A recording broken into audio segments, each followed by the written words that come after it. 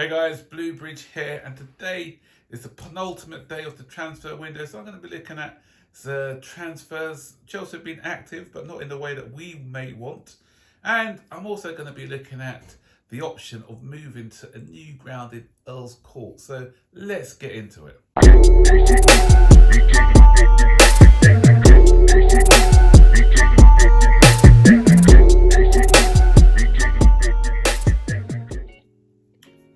So, Chelsea have been quite active today, but a lot of outgoers, not a lot of incomings, and it's quite underwhelming the incomings that we've been mentioned, what's been mentioned to join Chelsea. So I need to get through this really quickly because I want to focus most of my attention on the proposed move to Earls Court. So let's go. Disasi, Spurs.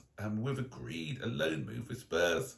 But Disasi doesn't want to go there. Surprise, surprise. He's already, Tell's already turned him down. Disasi, I keep calling Disaster because disaster, but yeah. Disasi wants to leave, doesn't want to go there. He wants to go to Villa. But the only good thing that Chelsea have done this window is to try and block a move to Villa because they don't want to strengthen one of our rivals. Hooray, they've finally got it. So if he does go to one of our rivals, they want a substantial loan deal to compensate. So watch this space on that one.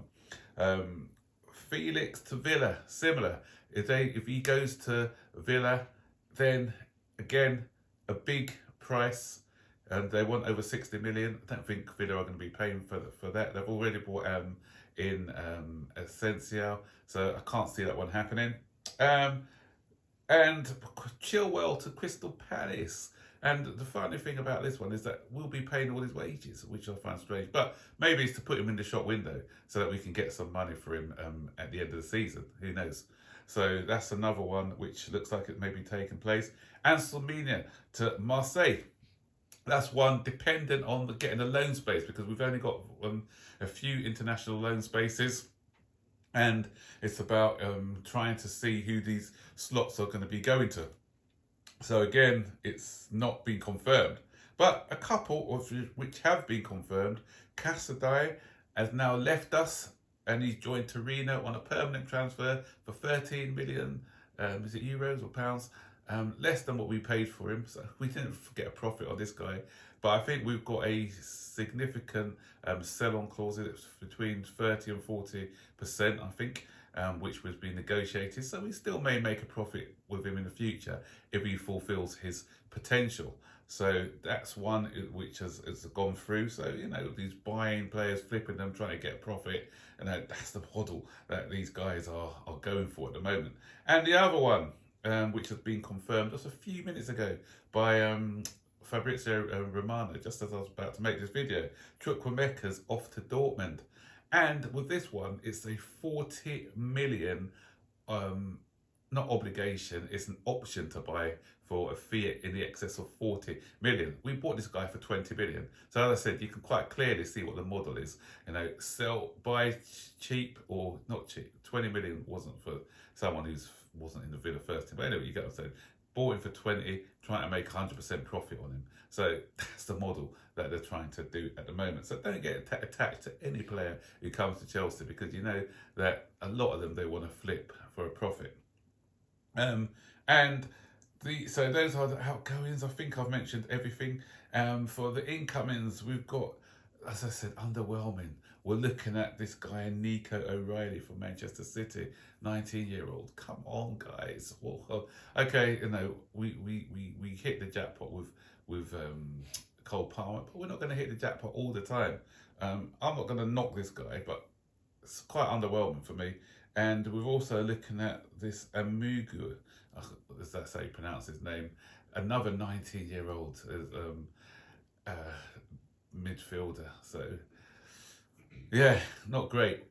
And the irony is that we've got Andre Santos and Ugo Chukwu, who we can recall. And the other thing is we recall them, that releases, especially if we recall Santos, that releases an international loan slot, which Ansel Mina can take. But no, too sensible, I think, for our owners to contemplate.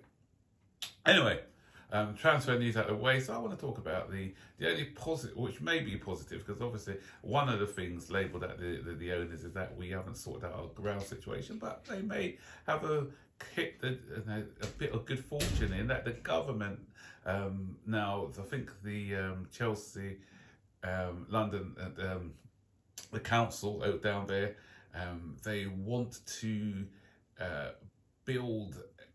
They're looking now, revisiting the Earls Court location as a possibility for Chelsea to build the football stadium, because they said it would be good to have a football stadium in that area, and they said that they'll help build it if Chelsea will give up Stamford Bridge. But we've got some of our fan base, the pitch owners, who are against this, and they're saying, "Oh, we don't want to give up our spiritual home," and all that. What I call nonsense, anyway. And hear me out before everyone starts throwing things at me. I understand we want to preserve our area. We don't want to be, because obviously the history behind it.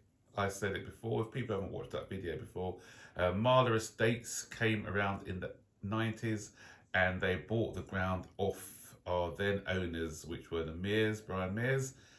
But then they wanted to turn Stamford Bridge into because they were property developers. They wanted to knock down Stamford Bridge, build houses on it, and then we wouldn't have had a home. So Ken Bates fought against them. We won the battle. And what he did to preserve it and stop people from trying that again is they give the ground to the fans. So that's where the pitch owners comes in, the Chelsea pitch owners. But for me, what we should do, because obviously it's, as I said, it's a stop to things like developments from happening. But we negotiate with the owners. Simple thing for me, negotiate with the owners. Okay, if we do move to Earls Court, then the same thing would apply. They sign a document saying that we are moving the pitch owners or the middle of the Stamford Bridge, because that's where they own the pitch and the centre circle. We just transfer the deeds to the new location. So again, that prevents if something happens with our ownership and they sell it on and people want to destroy the ground to build property, they can't do that because the ownership has been transferred to the new location. I'm sure legally that can be. I'm not a lawyer, but I'm sure legally something like that can be done. And so, and the thing about being our spiritual home, yeah, I get it. I've been going to Stamford Bridge for a long time, from the 80s on. I've sat in every part of the ground, from sitting on the benches to going into the corporate boxes. I've done it all. I've done North Stand, which is Matthew Harding. I've done South Stand, or the Shed as we call it.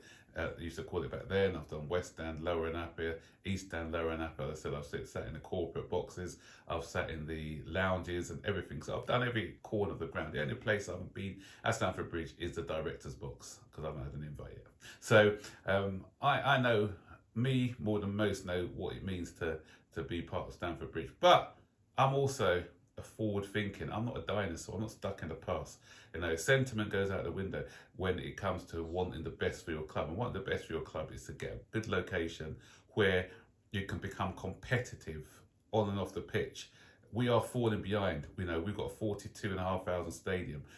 Our opposition, we saw Tottenham are now ahead. You look at I think Deloitte sent out their top 10 lucrative clubs, and we were behind Tottenham. Why are we behind Tottenham now? Because Tottenham now have got a 60,000 stadium, which they fill every week. So we're behind them financially in money earning. So we have to be creative in ways of money earning. So if you look back at what I was just talking about a minute ago, and take Chukwuemeka, people are upset about Chukwuemeka going, but that's the way that the club have to generate revenue at the moment, because we are, we can't do it with ground receipts, or so what we have to do is buying and selling, and we ain't gonna like it because some of our favourite players may have to go, and that's the way that that's we're going to be kept financially stable. Okay, the club should do better in not buying all these kids or kindergarten cops and all that sort of stuff. We should try and buy more smartly, but that's a different topic. But if we want to be paying good wages, because like the reason why I missed out on Elise and players like that is, and Oshimen last, because the wages that they want, we can't sustain those wages and comply with PSR rules. So the, something's got to give. But if we were earning a bigger revenue, then we can pay better wages and we can be more competitive on the pitch. So if that means, as I said, moving to a different stadium, then I'm all for it. And if you think, anyone who knows the location of where Earls Court is in proximity to Stamford Bridge, you're talking about 2 stops on the underground, or what, a 10-15 minute walk. So it's close. It's close enough to Stamford Bridge. Earls Court is a fantastic venue, and me, selfish, not selfishly, but for most people, because I a lot of times I travel to Stamford Bridge. Fulham Broadway is the only way in, or if you want to go to Imperial Wharf, which is a 15-minute walk, that's another option to get your train home. But where you've got Earls Court, it serves so many different stations. Piccadilly line, you've got the District line, you've got the what's the yellow one, the Circle line. So many different stations. And the thing is, if you're coming home to, say you're going to London Victoria, for instance, you have to wait for the trains which are going eastbound. So sometimes you have to wait a long time for the eastbound train. If you're coming the other way, the only train you can get from Earls Court is the Wimbledon line. All the other ones go a different location.